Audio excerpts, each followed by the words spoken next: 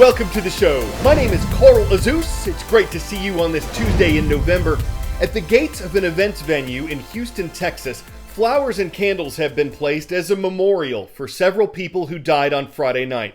They were among the 50,000 who attended the Astroworld Festival, a music concert at NRG Park that was organized and headlined by rapper Travis Scott. Numerous lawsuits have been filed against him, the concert's promoter, an entertainment company, and rapper and singer Drake, who is also performing at Astroworld. The Houston Police Department says its criminal investigation will likely take weeks, if not longer, to determine who's at fault. But here's what we know. As Travis Scott was getting ready to go on shortly after 9 o'clock, thousands of people rushed toward the stage.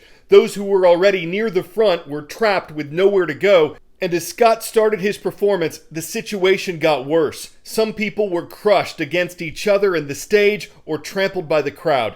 Despite a relatively large police presence, people's calls for help couldn't be heard above the music. An ambulance made its way into the crowd to help. Two audience members told CNN that Scott stopped the concert multiple times to point out that people were hurt. But by the time the show was finally called off, hundreds had been injured, more than a dozen were hospitalized, and 8 people ranging in age from 14 to 27 years old had died. As of Monday, there were at least 5 others in critical condition. Who knew what, when, and who's responsible are questions authorities are trying to figure out. In 2019, 3 people were trampled and hospitalized at this same festival, but an operations plan for Astroworld didn't include a specific strategy for dealing with a surge of concertgoers. It was so tragic, many of them describing that they were packed in there like sardines, that it was very difficult to breathe, and that now they're so traumatized by what happened. Some of them saying they're never going to a Travis Scott concert again. Take a listen.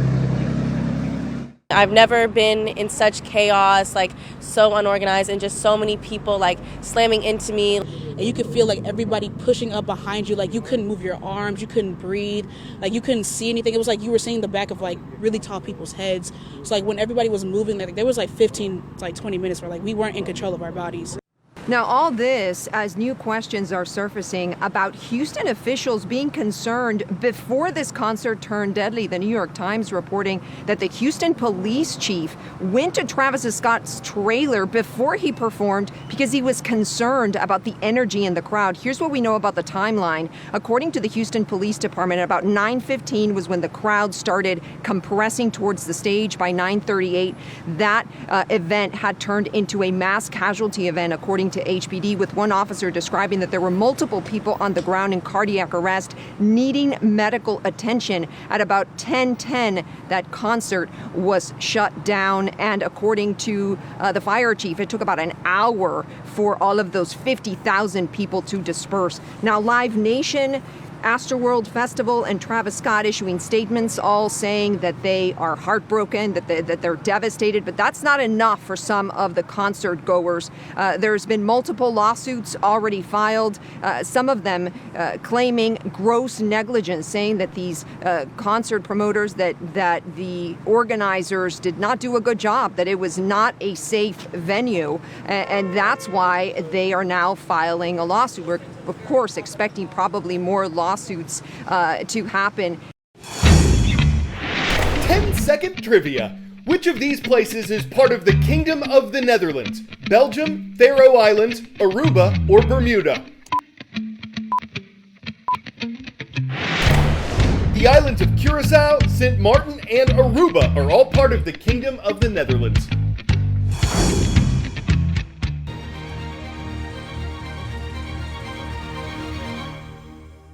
Environmentalists estimate there are millions of tons of plastic in the Earth's oceans and millions more tons flowing out to sea each year. As much as 80% of it is believed to come from coastlines and rivers, and there are a number of efforts being made around the world to clean it up or prevent it from getting there in the first place. One of them is a simple catchment system powered by bubbles, as in... Now, it can't catch everything, but its creators say it has been effective and easy to install in a canal in the Netherlands. I think for me, the ocean or water has always been fascinating. To see plastic in our oceans and how it's damaging our environment, that hurts, obviously. So So I was thinking about all sorts of mechanical ways of how we could live more in tune with the environment rather than to exploit it. According to the World Economic Forum, 8 million tons of plastic waste are being leaked into our oceans every year. That's the equivalent of an entire garbage truck being dumped every 3 minutes. And the source of the problem? The world's cities. If you see some of the rivers in the Netherlands, but also in Spain, in Indonesia, you can tell that this problem in the oceans, it's being created by us. And if we can stop it closer to home, it also becomes more visible. Here in Amsterdam, a simple solution has been found that could stop up to 86% of plastic waste ever reaching the oceans. A barrier made of bubbles. So the way the bubble barrier works is basically just a tube that we place diagonally on the bottom of the waterway. The tube has a lot of tiny holes. We pump air through it, and the air bubbles will rise towards the surface. And then so we bring plastic which is in suspension towards the surface, and then at the surface, together with the natural flow of the river, we also bring plastic that's already at the surface towards one side of the river, which is our second component of the bubble barrier system, which is where we retain the waste until it's removed and then taken for processing. I think the simplicity of the system is what is really appealing. In theory, it's just a tube and a catchment system. If you want to do anything in rivers, ship traffic is going to be dominant. That's an economic driver. We won't be able to stop that. So we would have to find a solution which would be, not hindering all the other existing activities and of course also the ecosystem. The bubble barrier does exactly that. While it provides no impediment to water traffic and marine life can pass through freely, it also catches plastic waste of all sizes. Anything from 1mm scraps of microplastic to windsurfing boards and abandoned TVs. So with every bubble barrier system that we're implementing, we're trying to work together with the city and local NGOs to evaluate what the bubble barrier is catching, to implement new policies and additional measures on land and upstream so that collectively in the future we can work towards less plastic entering in the water in the first place. Our next step is a bubble barrier within Europe, or actually multiple within Europe. And we of course want to move to Asia because we think we can make a lot of impact there. And that's what we're going for right now. Bubble barrier is one part of the approach. It's not going to be our silver bullet to just solve the whole plastic pollution problem, but we think it's a significant and very important tool to really, have a pragmatic approach of saying we know we have plastic in our oceans, we know rivers and canals are major pathways. We can stop this today to tackle this problem in a more integrated approach that we look at how are things being produced, how are things being collected, how are they being processed and recycled. The first ever Call to Earth Day is taking place this Wednesday. It's part of a new partnership between CNN and Rolex, and it highlights what the companies recognize as a planet worth protecting.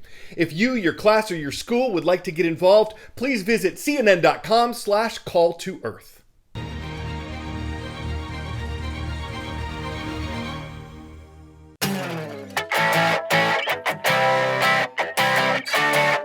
South Dakota State University's mascot is the Jackrabbits, but never underestimate the swiftness of the moose.